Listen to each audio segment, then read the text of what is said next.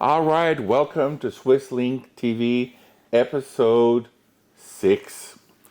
7. 7. It's 7, right? 7. The last one was Yeah. 6. Shows you what I know. It's episode 7. We're here to say hi again from Swiss Link in Chico, California. And I'm here with my co-host, Miles Huffman. Hi, Dad. My son. Hi, son. How's it going? Good. And yeah, fine. Glad to hear that. And we got a few things to talk about today. One of them is that Miles is heading out on Saturday with the crew to go to the Las Vegas Army Navy Military Expo show. Yeah, that should be a lot of fun. Do you Yeah. remember when was the last time that That you went. went? Was it like That was 7 before years the ago? fire, and then we hadn't gone for. So I would say About 7 years. I 7 think. years ago. Yeah, we used to go to the show all the time. That's where we got most of our customers over the years. And Las Vegas was like my second home. I went to this trade show so often Yeah. and did so much work there in Las Vegas. And I've never been that much of a Las Vegas fan. I don't gamble or that kind of stuff. Whatever stays in Vegas never really bothered me much. I just wanted to get out of there every time I was there. Yeah, but you always would come. I remember as a kid, you go to the shows and you come back and tell us about all the cool restaurants you went to, or Yeah. driving in the race car track, or That's true. shooting There's guns some out of things. helicopters, Yeah, or doing there's all some- the cool Las Vegas stuff. You can't pretend it's not fun. There was some cool stuff to do. That's Yeah. right. I did get to fly around sitting outside on a helicopter with my butt and legs hanging outside with a machine gun in the desert shooting at targets in the ground. That was kind of fun. That sounds super fun. When do you ever get to do that? I mean, that's a Las Vegas thing. Sounds expensive. It was kind of expensive. Do they charge you by the bullet or what? That too. They charge you by the flight and everything, and then you could choose how many bullets you want to shoot. 1,000, 5,000, whatever, That was an extra package. They probably have like extra ammo just sitting there in case you want to reload. Want to shoot and then they more, charge you. yeah. And I chose semi-automatic instead of automatic. It was a big 50. It was no, M30, a 30 caliber machine gun. It was really fun. Yeah. They had couches out there and old cars, and they had some targets on the side of a cliff, and they fly by, and and I'd be trying to hit the target. Do they just have like a huge, ranch or something out there? Yeah, or they what? have a huge range, which is their gun range, basically. And they make it really fun because they pick you up, and then you got to be mission ready. You're sitting in there. It's all like really real. Give you like a And military experience. The pilots have guns on them, because they don't want you to kidnap them and take them downtown to Las Vegas and shoot the bullets there. So they're pretty serious. Right. They're actually armed and dangerous themselves. They don't want somebody to hijack the helicopter, Yeah. the armed helicopter. Yeah, that's a good concern. Exactly. And it's a really fun adventure, and it's a little expensive. But when do you ever get to hang outside of a helicopter? I mean, that's a rare thing. Yeah, And shoot a gun. unless you've enlisted, you don't get a chance to do No, that at ever. all. Yeah, the ones that are enlisted don't get to do that too much. There's a few and far in between that get to be the door gunner helicopter. And in reality, you don't really want to be doing that. No, you don't. Anyways, It's unless you're doing it for fun in Las Vegas. I just love the whole flying part of it because I love helicopters so much. Any excuse for me to get in a helicopter, if it means I have to sit outside one and shoot a machine gun, and that's the only way to get into a helicopter, I'll do it. I'm a helicopter freak. I keep driving by the helicopter pad here for the fire department, and every time I go by, I look at this thing. They have a beautiful Huey out there. Yeah, they have like a refurbished old Huey, Yeah, right? it's beautiful. And what can I do to get them to fly me around? I just can't figure it out. I'll work on that. Well, my buddy is a helicopter pilot now. for the Yeah, show, so maybe I I'll know. So we'll have to talk to him I'll have about him that. take you out. That'd be Now we're fun. talking business. And then there was a race car, a track there that you can go out. So I did a few things there, but mainly I went there to get connections and sell our goods. And for 30 years, went to that trade show. We're going again. Miles is going there Saturday to set up. The show starts Sunday. Sadly, I can't make it Sunday. I have to go there Sunday night because I'm actually doing a blues festival with my band on Sunday here that that the I had Blues committed and- to. Blues and Brews. It's a Blues and Brews at the Chico Women's Club on Sunday the 21st. It starts at 1 o'clock. We go on from 2 to 4.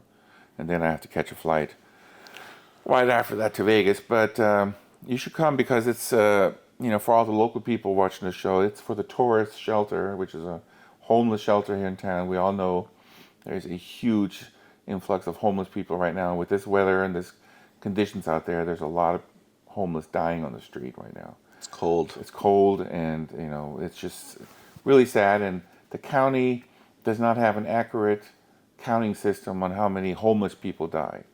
They have the morgues and all that and everything. The coroners, they have a really good counting system on how many people die in general, but not on the homeless. So we don't even really have a tally how many homeless people died, which is really sad in the first place. And except for some of the shelter people that keep a little bit of a track of it, Mm-hmm. But there's some dire situations out there. So this tourist shelter fundraiser is going to help with that. So come to the show. I think it's $20, $30, something like that to get in.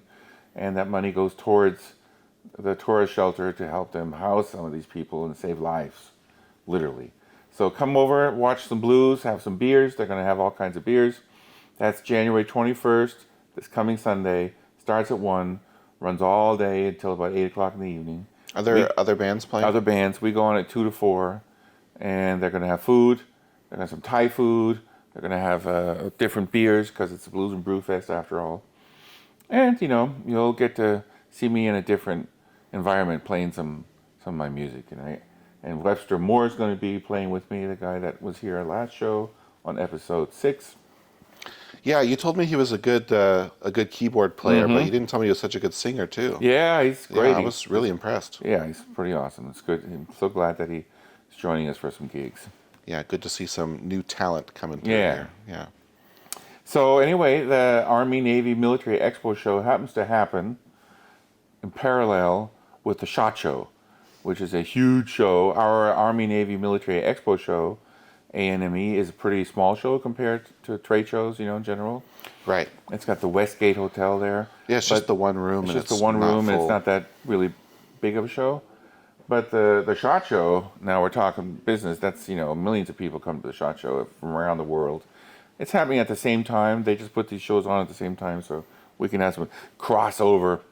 Yeah, I think there's only one actual overlapping day, so a lot of people will come for one and then go to the other one or visit or something. So that works out good. And we're going to be showing our gas cans and our storm bags, our blankets, and some of our military surplus. And I got some of it here. If I find the time, I'd really want to go check out that sphere, the Las Vegas sphere. Oh, man, that's supposed to be cool. That looks really cool, yeah. A huge round ball where every square of that round ball, it's like a golf ball you got to imagine inside, is a screen. Well, it's covered in LED lights, so it's not like a bunch of screens. It's a bunch of LEDs. Oh my so gosh! If you look I've seen pictures up close of it, and it's like this big grid of LED lights, and they're like probably 3-4 feet away each light. Really? So if you're up close, it doesn't look like anything, but from a distance, it's like a screen. A friend of mine was at a concert there, and he said it was just unbelievable. Oh, on the inside? Yeah, I'm sure. Yeah. Yeah, he said because the whole inside is a big screen. Right. And they can just immerse you in all kinds of unbelievable stuff and sound, surround sound speakers. I mean, talking to our sound tech here, and our camera tech, imagine the madness of equipment that's in there, Jake. I mean, it's incredible. It's the top of the line everything. It's absolutely amazing. It'd be cool to even just see the outside of it, let alone to go see a show or something. Yeah. We should advertise on the outside of the screen, Make it like a big grenade or something. Oh my gosh, that'd be funny. Yeah. Ay. Well, I want to see some of these items here. Miles, what do you think? Yeah. Well, you got some shorts and some soap Well, I here, got, huh? this here is some pretty good smelling Italian Army issue soap. Now, why buy an Italian Army issue soap bar from us versus going to the store and getting your Dove or whatever, It's because buy Italian Army soap so you don't smell like a monkey butt. Like a monkey butt? I mean, it's made by Colgate and Palmolive, so it's is it? Let me see. Yeah. It's a popular brand, but they got a contract from the Italian Army to make the soap for them. Contract number 38813. Yeah. Produced in 1986. So this is real Cold War. Almost 40-year-old soap. Yeah, real Cold War soap from the Italian Army. And Still smells great. It still works. We got tons of it. We have a really good price, you'll find out. and you'll have a piece of military history. It says in Italian what contract number it is, what year it's from, shows who made it. And we have some. There's a little bit of variety of packaging on it. I think there's depending like on what 6 or year. 7 different packages, but it's the same soap. Yeah, so it's very cool. Not necessarily something you want to use for soap, but you want to put in your military collection. The ready-to-go bag, military stuff that you have at home. I have a bar of it at home. I use it to wash my hands. Yeah, Fine. you can use it for soap too. Fine soap. Yeah. It smells good. Yeah. But it's just, pretty cool that it's an issue soap with the issue number on it for the Italian. What do you think that scent is? Because it just smells like soap, Yeah, It's just like that. it smells good. That classic It's that classic old-time smell. soap smell, yeah. Like fresh air laundry smell. Yeah, it's great. I love the smell. I wouldn't know how to describe that. Yeah. Usually scents have some name or something recognizable, like lavender or something. No, But this is like your just grandma's hand smelled when she just had washed her hand and grandma hands. somehow this So smells like my grandma's hands. Yeah. Okay. Pretty cool stuff. if you want to smell like his grandma, Yeah. get some soap from Yeah. Swiss Link. Yeah, that's right. I don't know if that's a good sales pitch or not, but Well, It depends on how she smelled pretty good. okay, good. That woman went through 2 wars, my grandma. I can't even imagine. Yeah, she went through World War One as a child, teenager, and then she went through World War Two with having 2 children of her own. My mother were teenage. My mom was a teenager during World War Two, and a young child, and so she went through both of those wars. Yeah. Man, I gotta tell you something. She was a tough mom. She's living in Germany, and most of her life there was just emergencies. There was no food, there was no goods, there was nothing. Matter of fact, I gotta tell you a little story about that. You want to hear something about that, guys? Yeah. So my grandmother lived in a town called Rheinhausen, which was right on the Rhine River, and it was a pretty great strategic area because it was right across the river. You go into France, and they had a military bridge there. All the bridges were blown out during the first fighting around there, but they had these military floating bridges. Actually, with my dad, that's how my dad met my mom, because he was an engineer in the military building those bridges. Anyway, my grandmother's house, they had one of the bigger houses in town. They had a successful pig farm. They were the pig brokers. Anyway, they had a nice house. The American Army decided to make her house the headquarter of that area. And when they moved in, when they occupied the area. After World War II. This is still during some, just at the end of the active parts. They moved in there, put their bridges up, and then after the war was over, they stayed there. During World War II. Yeah, during World War II. II. This is during World War II and after World War II. Okay. So my grandparents and my mom got kicked out.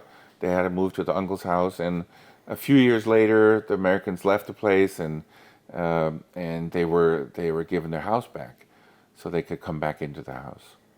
So, the Americans leave. It's maybe just a half a year after the war. I mean, things are very strange. They haven't had coffee or sugar or anything for them that was total luxury item. My mom never even had seen a banana at this point, or hot chocolate, or nothing. They had nothing. Did they get rations at that They got time? rations during the war, and a lot of times they got nothing from anybody. So they had to go out and kill their pigs, or go out in the field and try to dig for potatoes. I mean, it was starvation times, Yeah. during the World War II, especially at the end of the war. Right. But now, after the war, they were given ration stamps, and they could go to From the post US? office from the German, U.S. new government. They would go to the post office, stand in line, they would get stamps, and then they could take it to the butcher and the milk store, and they would get just a little ration, for each stamp that they got. Right. But this is the time now where they're going back to their house, and they're getting their house back. So my grandma and my mom and everybody goes carefully into the house to make sure everything's fine, and they go through and they start cleaning up. My grandma's always cleaning. It's just what she does. She always cleans. She was starting to clean. Suddenly, she gets under the couch and she sees a big Folgers can of coffee under the couch.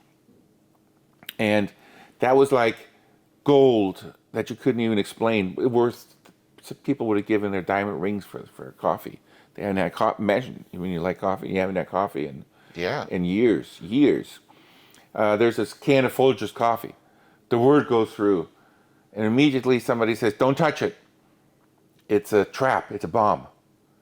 It can't be. Nobody would ever leave a can of coffee." Well, the GIs, they had rations, they had coffee, but for them it was such a treasure to think that somebody would leave that would be impossible. So they go, "What do we do?" And somebody says, "Well, Joe down the road in World War One, he was a bomb expert. Let's get him over here." He only had one leg, obviously why. Not so much of an expert then. Yeah. So anyway, they brought him over, and he was kind of old, and so in the meantime, the whole village is by my mom's house now, and Joe comes in, the old World War One bomb expert, and he's in his 90s or something, and they help him crawl underneath a couch to inspect this possible trap bomb coffee can. And so, and everybody's holding their breath.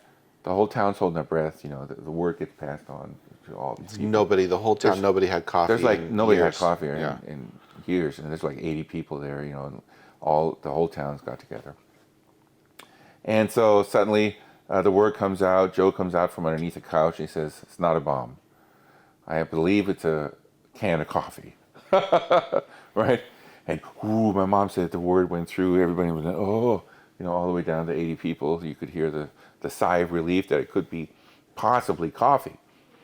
They still didn't believe there's coffee in there. So anyway, somebody came out with a can opener, a P51, because, there was no, somebody finally had a can opener and gave it to my grandma. She's sitting in the kitchen with this can, and all these people looking through the windows from outside, and she goes, and the can releases the scent of this coffee. And my mom says she could physically see the scent because she could see it jumping from nose to nose from like all in these a people. cartoon, like in a cartoon, because all the people reacted to it as it hit them. And there was a continuous sigh of unbelievable happiness when they smelled this coffee going through the 80 people. Yeah. Just the last person stuck Hitting his head their in nose, yeah. and got a sniff of it. And then, of course, they made coffee for everybody, and it was gone, the whole can, and everybody got a cup of coffee, though. What a fun story. So, yeah, that's a World War II story. Makes me my not want to grandmother. take my daily coffee for granted, Well, my grandmother, it was a bit of a pain sometimes, but every time we got something, she wanted to make sure that we actually, she'd literally bring out a schnitzel or something when she made lunch for us, and she'd put just a little piece in the middle of the table. Here's 4 hungry boys, starving, can't wait to eat the schnitzel. She puts a little chunk on there, like this big, and she says, "That's about all we had." And they went to my husband because he had to go out and work, and during the war, if we even had any meat. "Grandma, bring the food out." Every time you ever ate, Almost every time. you get shown. I think that's why I got extra pounds, because as soon as I moved out, I just ate without guilting it, and just never stopped eating. You didn't have to hear the story about I didn't have to hear the story. how little they got to eat. How little they got to eat. But I've heard a lot of stories from her, and a lot of scary stuff, but it sure made some characters too, I can tell you that. I loved talking to your mom, my grandmother, about Yeah. her experience in World War II, because she was just a little girl. She was a little girl. But she remembers a lot, She remembers all of it. a lot about, being on, like, driving on the trains at night with the lights out, slow speed, so that the Americans wouldn't see them, because Right. they were afraid that they might be mistaken for a military target Bomb or the something. train, yeah. I mean, what a way to grow up. Yeah, it was something, with I got to say, the last 70, 80 years have been really kind to the world, around our world at least, and a lot of people had wars and suffering, of course, in other places, but the Americans and Europeans had it pretty damn good the last 70, 80 years, so let's hope it stays that way for a little bit. Some of these conflicts right now are worrying me that they might spill over, and It's scary stuff, for sure. scary stuff, but let's hope for peace, love, and harmony. Yes. Yeah. And let's hope for some warmer weather. I know you've got some shorts here. I making us have think shorts. about summer. And believe it or not, I have hi-vis shorts. I'm trying to remember who would wear high-vis shorts. I don't know if the guys on the road that work are allowed to wear shorts. I think they should. And when it's 110 degrees out there, how was the little pant, like, even if it was all the way down, help them more. I think a short would help them more than a long pant in the summer. But we have some big size. Now we're talking all the way from Like all the way up our to sized shorts. yeah, all the way up to Yeah. 4 extra large hi-vis shorts. Now the real hammer about these, that's what they say in Germany, the Hammer. I don't say they say that in English. The hammer? What does that mean? The Hammer, das ist der Hammer, they say in Germany. That's the hammer. That's really It's cool or something? cool. Yeah, the best thing about these, the hammer about these, is that they are made in Switzerland. These were issued to the Swiss city officials. And the reason we have them because they're big sizes and it was an overrun that my buddy had in Switzerland. They're the most high quality, high-vis short pants you could ever find. They're like really They're like the Swiss Army knife. construction pants. They're unbelievable. And the buttons, the cargo pockets, the quality, and it has full high-vis stripes and high-vis color. And I tell you something, if you ever had to wear these, it'd be great for bicycling at nighttime. All kinds of reasons why these would be a cool short. Also because they'd be cool. Cool and cool. Yeah, all the way, we have sizes XX, XXX, 4X. Find them at Swisslink.com. And I won't even tell you the price now because you'll be so shocked how inexpensive they are that you're just going to buy them just to hang them on the wall. I'm not sure that we have them up yet, so they'll be up soon. What? We've been trying to find a wholesale customer for them because we know that it's like a really good deal. Yeah. But yeah, the trouble is most people who need high-vis for work probably aren't allowed to wear shorts. I don't know So if they're allowed to or these not. would be great if you just want to be visible at Yeah. night. If you go for a jog or something at nighttime, or you're out, I don't know, walking your dog in the middle of the night near the road. They also in just the summer. make a very comfortable short with cargo pockets and everything. That's Yeah. pretty awesome. I mean, the pockets are amazing. Yeah. So to another a rave. unusual item. They'd be cool at a rave, maybe. A rave, yeah. Where part can of a big guy costume. find shorts like that anywhere else? Nowhere. Yeah, true. Nowhere. Yeah. But talking of shorts, We got shorts for big guys, and we got shorts shorts for smaller guys too. And these shorts here, as you see, they're short shorts, which I think they're in fashion again. Short shorts? Oh, yeah. Short shorts are back. And these have nice pockets in the back with a button. They are pleated, look at that. Very nice, fashionable chino shorts. And I'll give you a little story on these shorts. These aren't just some short. These are Italian issue shorts that they issued for the troops that had to work in places like Africa and all over the continent where it was warm. So this was an army issue short for the troops. So this is an actual made in Italy army issue short. Yeah. And we have them in size 28 up to 34, somewhere around there, waist size. They're sort of a high-rise, Yeah. but short inseam Yeah. short. Short inseam short. And I've seen it that it's back. It is back. It has a closure. What do you call these kind of closures? Like a clip closure. Yeah. Nice zipper. Like what you'd see on a dress pant. Yeah, like you would see in a dress pant. The Italians, if they have to issue something, they always make it a little fancy. They have a pleated short. They wouldn't just have a straight short. They even want their guys out in Africa in the desert not to have to look non-fashionable. That's just how the Italians are. You go over there, you see Lamborghinis, Ferraris, and you see everybody in high fashion, but you just don't know how they make their money. But still, they all wear high fashion. You don't see anybody dressed not in high fashion. Everybody looks good there. Yeah. Everybody looks good there. For sure. They just believe in it, and it's fantastic. Buildings might be falling apart and the roads have potholes, but you'll see them in a Ferrari with nice clothes. I think the jeans and the t-shirt thing is pretty strictly American. We're not a fashionable country. We're not a very fashionable compared to Italy. You go to Italy and they all look great. I mean, hats off. They smell good and they look good. They got pleated shorts and I love fresh it. soap. I love it. And the food, they eat good too. Folks, I went to Italy 3-4 times a year too during my travels because I do a lot of business in Italy. And never have I eaten better food than in the Tuscany. I know a little bit about food, as you can see. And I got to tell you, the Tuscany food in an Italian non-tourist restaurant that my friends take me to. It's so amazing that you can't even put it in words. You just have to go. The sort of the key takeaway from the cuisine there that I remember is that everything was very simple. It was like Very simple. 1 or 2 ingredients per Yeah, dish. no big you know? sauces of anything fancy. Yeah. It's just very simple and fresh, and whatever they put on there, however they do it, it's just unbelievable. I mean, I had the best steaks there. I had the best fish there. You know, it's just unbelievable. So, Italian soap and Italian shorts, they go hand in hand. I even got the notion that if you send me an email, I will throw in a bar soap for every short that you buy. But you have to send me an email, Maurice@swisslink.com, and request it, and I'll take care of that for you. Cool. You know what? Something else I was thinking about? What? That we could do some kind of a special deal if they email us with some photos of wearing the short or an item that they bought here. We can put a little competition on. We'll talk about that for our next TV show. Yeah, we used to do photo contests pretty Photo regularly. contest.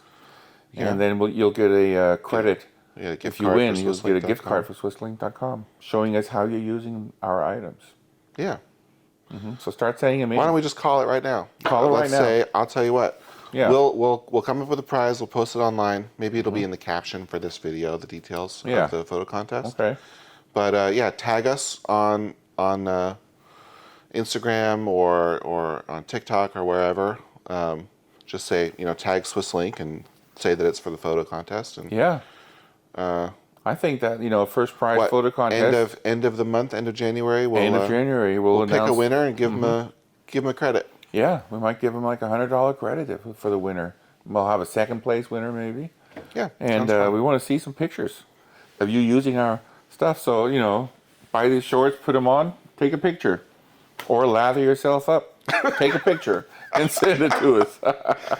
Right. All right. Maybe not. Maybe we don't really want that picture. All right, okay. I don't know. Yeah. Top only. Well, shall we call it? I think we can call it. Okay. Yeah, well, thanks for tuning in. If you stuck with us all the way through to the end, shout out to you. Yes, shout out to Appreciate you. If you really listened to this whole thing and didn't hang up on me talking, Yeah. then you're doing great. We appreciate that. Then you're one of the real ones. Yeah. Okay. All right. Peace out. Peace out.